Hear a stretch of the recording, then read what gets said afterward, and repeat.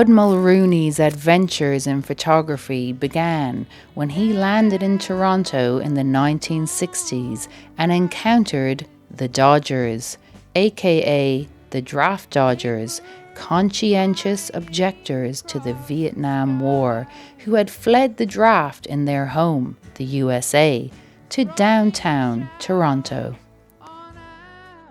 127 John Street, to be exact, famous Dodger hostel where Paud also stayed. These Dodgers were photography enthusiasts who planned on starting a film co-op in Toronto in order to make ends meet. They introduced Dad to beautiful medium format Yashica matte cameras, to Super 8, and to the magic of developing photographs in a darkroom.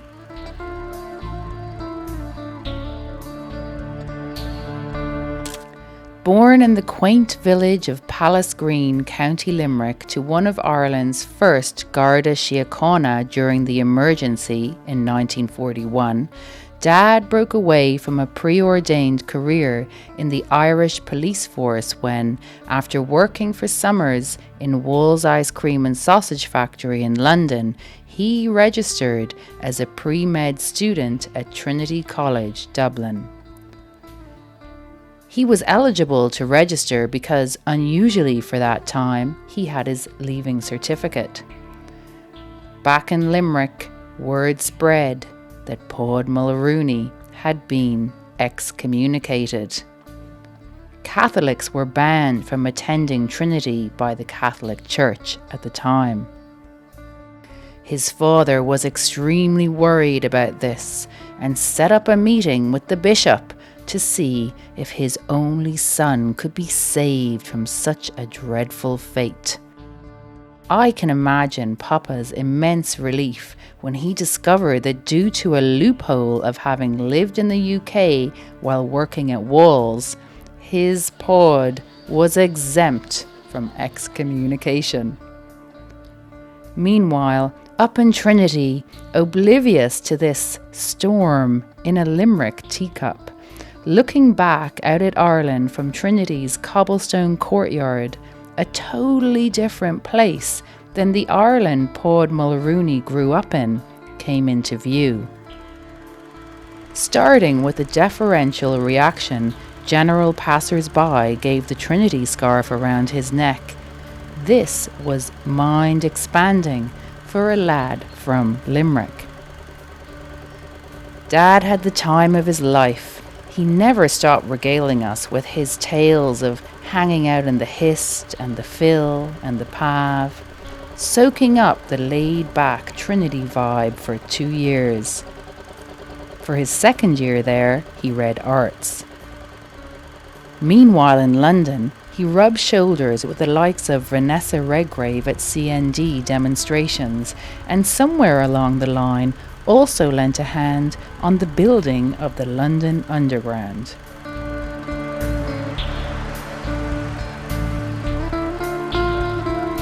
One August bank holiday weekend in 1966 in Kilkee's Atlantic Hotel, the stars aligned for Dad when he crossed paths with Mary O'Brien from Limerick's Catherine Street, a teacher trained in Liverpool who was back on holidays from St. Albans, London. It was the coup de foudre, no less. Before you could say, new chapter, the 26-year-olds were married.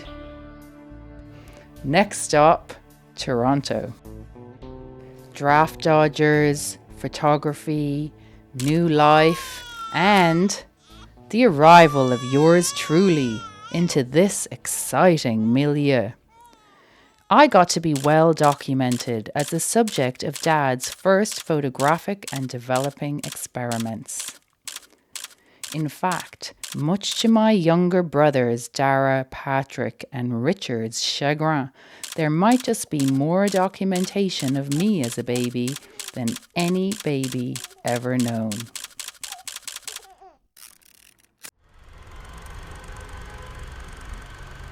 Not too long after their arrival to Toronto, with just a few £100 in their pocket, Dad's West Limerick farming background, via his mother, Nell Murphy, broke through when this young couple bought their first house, an ambitious 3-story above basement in Toronto's beaches. But how were these young kids, not yet 30, going to pay the mortgage? By renting out rooms, of course. And so we lived just on the ground floor while the rest of the house was rented. Our room, with bunk beds for 3, my 2 brothers, Dara and Patrick, and I, was unforgettably painted 2 walls bright orange and the other 2 walls vibrant green. And who do you think moved into the 3rd floor? That's right, our conscientious, filmy friends, the Draft Dodgers, Norman and David. They didn't waste a precious moment before converting the walk-in wardrobe into a dark room for their photography endeavours. And for Dad's. Before long, the Dodgers moved on to Vancouver, and Dad inherited their photographic and Super 8 equipment. In the meantime, he qualified as a teacher, and next thing you know, the ultimate road trip to North Ontario. Having lived in Toronto 5 years and achieved my objectives there, I realised that my Canadian experience was confined to the European perception of North America. It was time for first-hand lessons in Canadian history.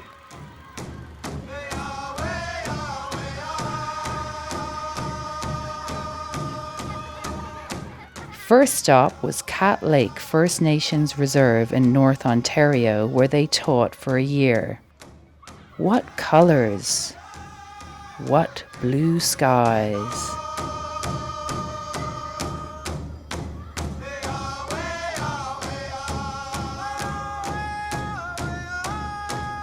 Then Ogoki Post, also known as Martin Falls. Luckily enough, at that time, Martin Falls required a school principal to implement major change, giving Native people control of education.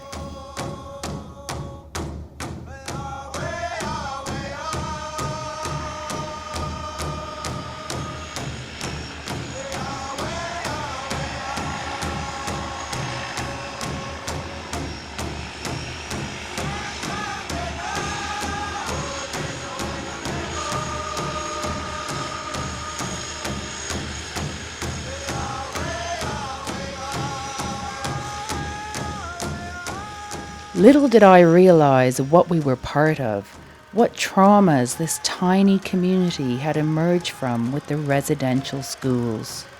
A quarter of a century later, when I returned with my mum and a microphone in 2008, family friend and neonatal nurse Pearl Achni-Paneshkam revealed a shocking tale of which I, like most Canadians, was not aware. Okay. And you went to school that was a residential school, was it?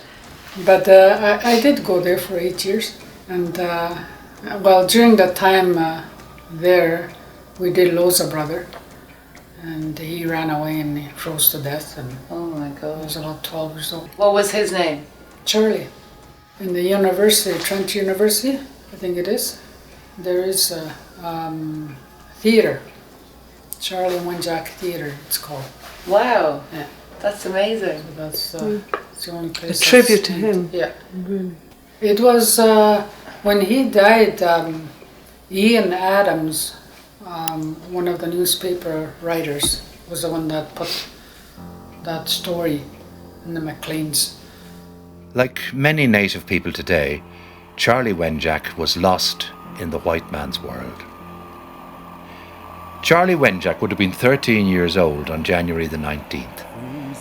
And it's possible that during his short and disturbed life, someone may have taken a snapshot of him, one of those laughing, open-faced, blurred little pictures one so often sees of children. But if a snap was taken, nobody knows where it is now. There are 5 police pictures of Charlie, though. They are large 8x10 prints, grey and underexposed, showing the thin, crumpled little body of a 12-year-old boy with a sharp-featured face. He's lying on his back, and his thin cotton clothing is obviously soaked. His feet, encased in ankle-high leather boots, are oddly turned inward. In one of the photographs, an Ontario provincial police sergeant is pointing down at Charlie's body where it lies beside the CNR. McLean's got a hold of that, so they printed out the story of his life in the school when he died. That's what they did. Yeah, and obviously he was running away to go home, or cause... Yeah. Well, actually, though, he was heading in the wrong direction, so he was going the other way down the tracks. It is the exact spot where, in the night of October the 22nd, Charlie collapsed and died from exposure and hunger, just 4.5 feet from the trains that carry the white world by in warm and well-fed comfort. When they found Charlie, he didn't have any identification. All they got out of his pockets was a little glass jar with a screw top. Inside were 6 wooden matches. They were all dry, and that's all he had. Charlie Wenjack was an Ojibway Indian attending Cecilia Jeffrey Indian Residential School in Kenora, Ontario. He became lonely and ran away. He died trying to walk 400 miles home to his father, who lives and works in an isolated reservation in northern Ontario. It is unlikely that Charlie ever understood why he had to go to school and why it had to be such a long way from home. It is even doubtful if his father really understood either. And then when my brother died, that's when my father never understood why his son died. And he went to his grave without not ever knowing. And my mother today, still to this day, waits for somebody to tell her why he had to die. Because they told him, we're going to take care of the kids. My father never went to a school, but my mother did. My mother did go to a residential school. And when my brother had died, they brought him home with the principal. They flew him in that time. And I've never seen my father angry, but it took 4 men to hold him down. He was ready to attack the principal. A year after his death, that's when they started closing the residential schools. Right. Yeah. So I think the Ogoki here, the first school was opened in '69, I believe. Yeah. Ogoki's Henry Coaster Memorial Day School, which my brothers and I attended alongside Pearl's children, Charlie Wenjack's nieces and nephews, was lobbied for by the Ogoki community after part Irish journalist Ian Adams shone his light on Charlie's shocking and unnecessary death in Maclean's magazine. Sadly, though, Charlie's story was not unusual. Only last year, to mark 150 years of Canada, Charlie and his tiny community was brought into national focus by Gord Downie's award-winning album Secret Path, transforming Charlie's sad and iconic tale into a symbol of the tragic plight of Canada's First Nations people.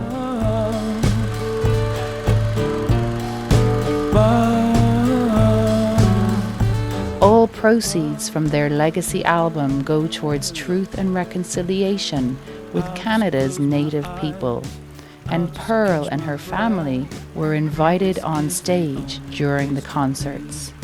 It's humbling and heartening to realise that our non-attention-seeking mum and dad contributed to the next, more enlightened wave of Native education, helping to adapt the syllabus to the needs of the community while living among them, enabling Native children to grow up again in the bosom of their own families and traditions. Dad even brought them to Toronto and to Niagara Falls on a trip for their first time ever off of the reserve. And he immortalized them with his Super 8 camera. Here they saw their own ways for the first time in a display of Native heritage at Ontario's Science Centre. I'm for the poor sun always against the mindless night. This is the only place to be. And I'm for the wind. Unlike previous non-native visitors, Mum and Dad weren't missionaries or do-gooders. As principal in Martin Falls, I had intimate contact with all members of the community and federal government services, and was able to help with the development of curriculum reflecting Native history and culture. While occupying this position, I was a student under expert guidance in fishing, hunting, and survival. Originally, these pursuits were a priority in selecting Canada as a destination. Dad may have been one of the first non-natives ever to seek enrollment in their university of hunting and fishing, knowing he had more to learn from them than vice versa. In my council, and now that I'm a chief, we've been talking about your dad, and we've been talking about your dad pretty recently, and talk about him a lot, how he controlled his school when he was here. So that's what we're saying. We need that kind of... Too bad there's no more Paud Mulrooney's like that. Anyway, that's what we're mostly talk about him, and I remember him as he was a good teacher here, and also your mom and all that. The way they perform and having kids in school.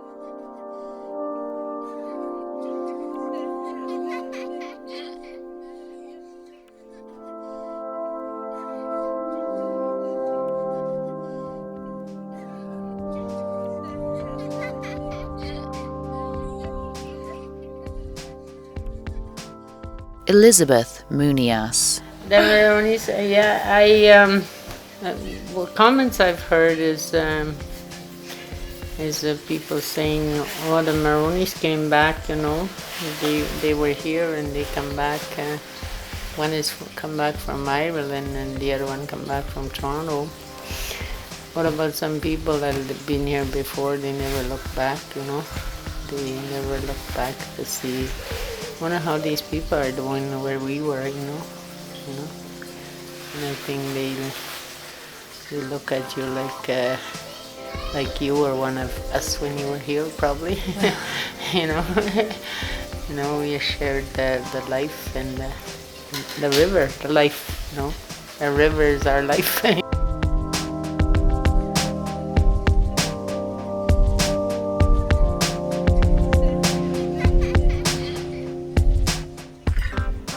Here's former longtime chief Eli Munias. Actually, your dad was the most respected in the land here, in our land, in our area here. I could say that because I was there, and I saw him as a person that understood what was happening with us here in our community, as a people, as a separate culture. I think he understood that what was happening with us, and I think he tried to do what he could within the system that was there. I think he tried to. He tried to do what he could, to improve the situation that we were in. For example, we were coming out of the residential school. We were trying out this community school, and it was struggling, and bureaucrats were trying to run it, that don't know nothing about education to begin with. and they were trying to run the schools.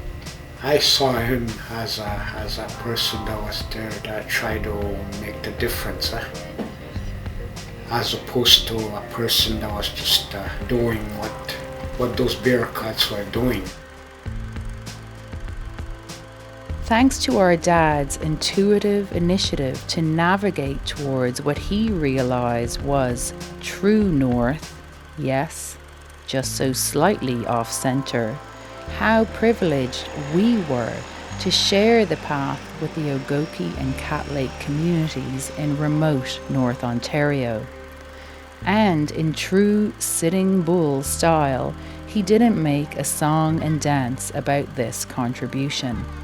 Nor did he seek acknowledgement, even when I implored him to do an interview for what was to be my first ever documentary in 2008. After he died this year, I found a few words he had committed to paper. Hopefully, I was able to make a positive contribution to the aspirations of the people I served in Martin Falls.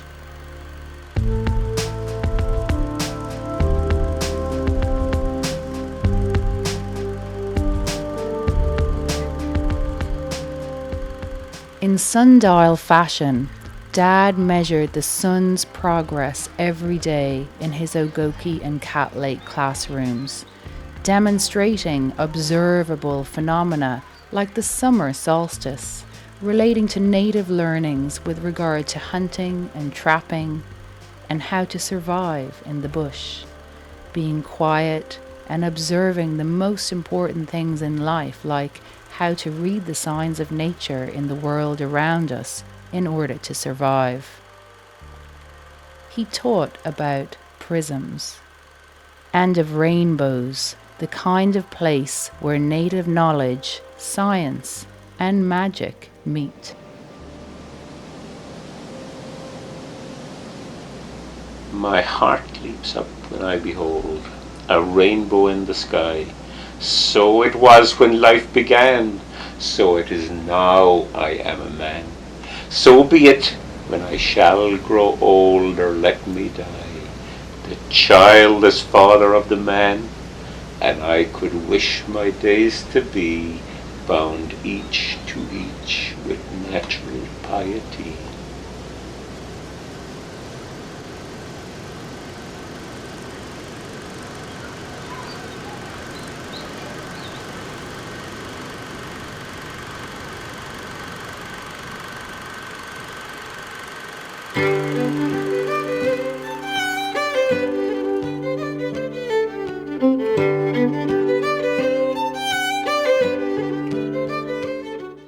Paud's own particular inner light is refracted, prism-like, through his students, the people he interacted with, and their children across North Ontario to this day.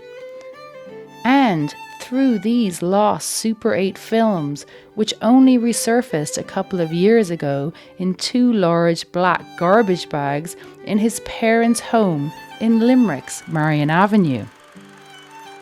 And maybe it's no wonder that Ogoki Post is the reserve that today finds itself an icon on the international map of truth and reconciliation, propelled by Gord Downie's recent album, Secret Path. A path well known to Paud Mulrooney. The coming of wisdom with time. Though leaves are many, the root is one. Through all the days of my youth, I swayed in my leaves and flowers in the sun. Now I have developed into the truth.